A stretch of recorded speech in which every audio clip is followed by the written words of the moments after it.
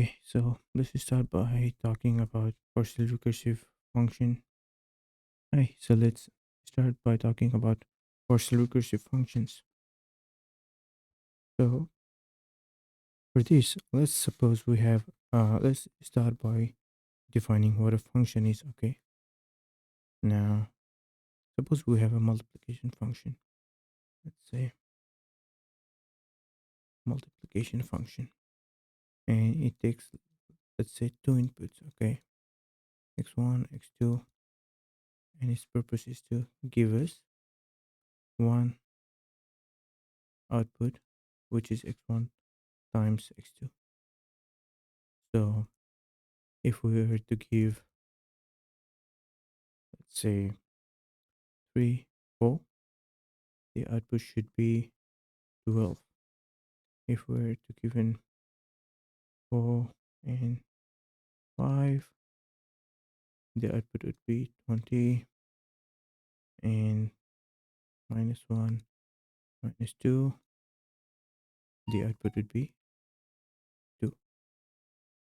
So the type of thing that we get here, uh, this would be defined as codomain,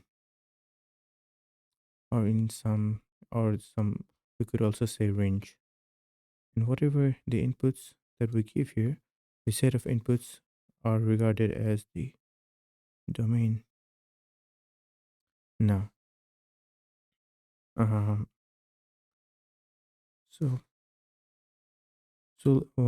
this is how we denote it. We have two inputs, two integer here. This is how you define an integer. Z is square for a pair of integers. Okay, so this is a pair of integers, and in this case, we have multiply function whose objective is to get two integers and output one single integer. So remember this arrow here. This plays quite a critical role in the definition that we are doing, because um, so this one right here represents total function. Total function. Now, a total function is a function that is defined by every possible input in the domain. Every possible input in the domain, it produces a corresponding output y. So no matter whatever the input is, it definitely does provide us the output here. So there are no inputs for which the function is undefined or fails to produce an output. Now multiply is indeed a total function, but what about divide function?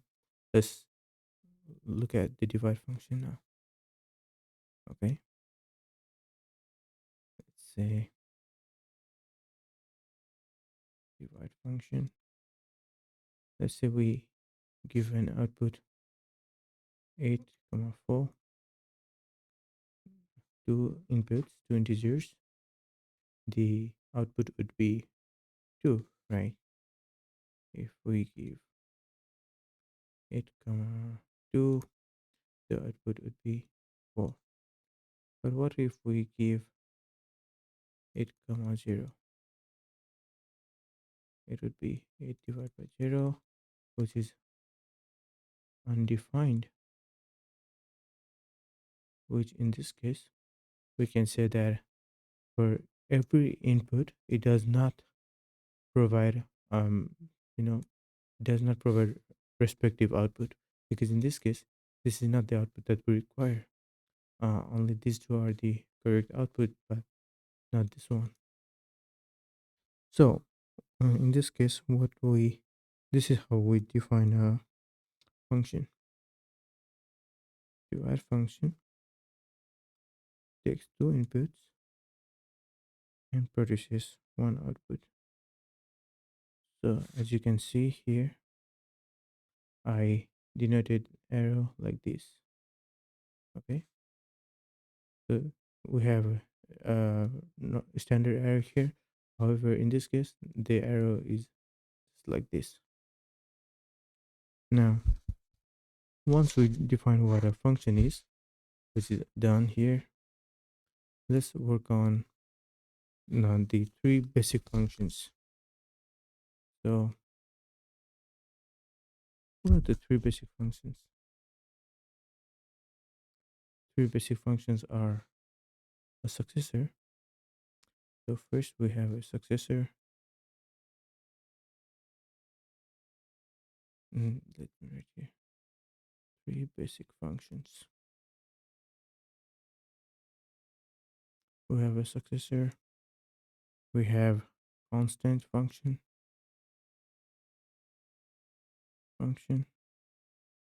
and thirdly we have projection function. Now let's start by defining what a successor function is.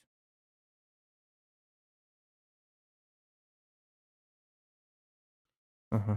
Let's say we have successor function. Formally, uh, it is something like this. Success x equals x plus 1. So whatever the value that we have as an argument, we increment that value, um, that input value by 1. For example, let's say we have a function called successor. If I'm fitting in 3, the output would be 4.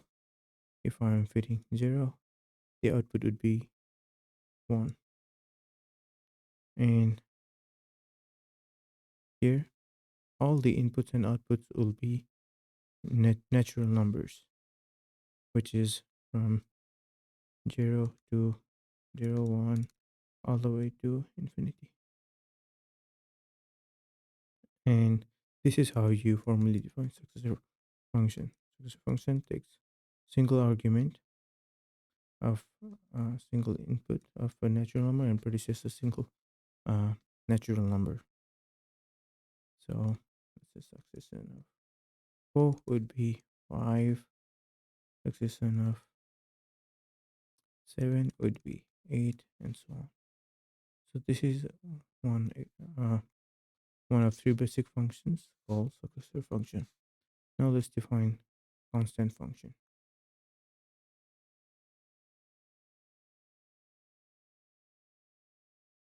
Constant function,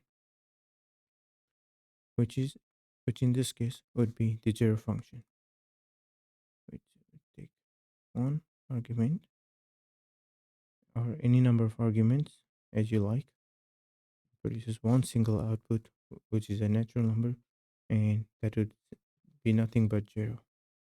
Let's say you feed into the zero function. Let's say you feed in a set of give it a set of arguments, xn, the output would be just zero. So x1 to all the way to xm would be list of natural numbers.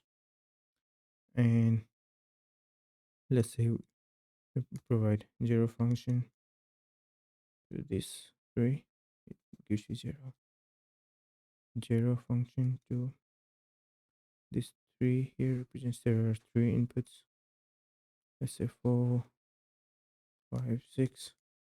It will again produce a single number. As you can see, n represents how many number of inputs that we are feeding into the function. And since we're feeding 3 inputs, the output is, as always, just one natural number, which is 0, 0, 0, or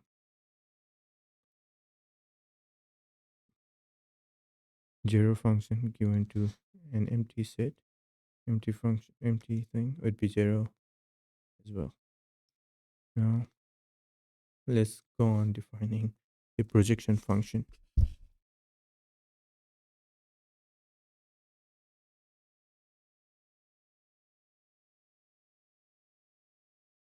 Projection function. So projection function, what it does is it takes a list of inputs, x2 all the way to xn, it, it's very into projection function, which takes n inputs and I, which means whatever element it wants. Let's say I, which means the first case, the first input, the first element of the input, and it just gives us the first element of the input, which is xi. Or no matter whatever I is chosen here, if it's 2, then it would give us x2.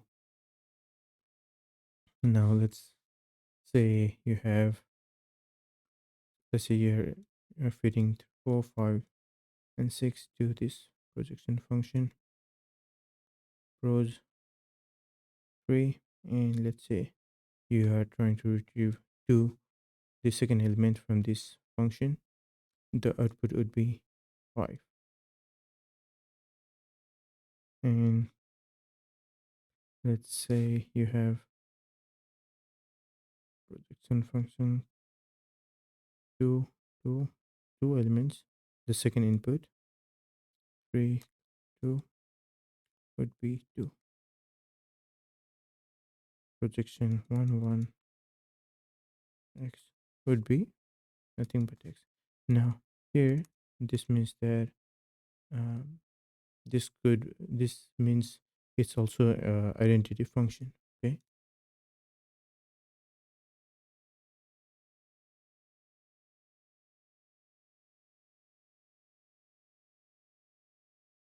so yes, that's it for this lecture. Now in the next one, I'll be talking about composition, and from that point I'll be talking about recursion, and then comes the minimization. So thank you.